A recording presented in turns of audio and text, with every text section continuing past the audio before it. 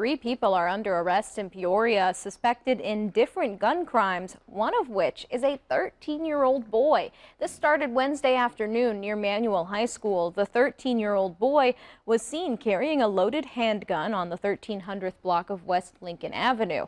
He was later arrested. He faces multiple gun charges, including not having a FOID card and unlawful possession of a firearm by a minor. Now, in a separate investigation also Wednesday, Peoria police located a suspect in a vehicle on West Marquette Street. Inside the man's car, police tell us they found 3 loaded handguns. This led to the arrest of 32-year-old Christopher Brown and 23-year-old Jacoby Irving. Both men face multiple gun charges, while Brown has additional charges from an active warrant.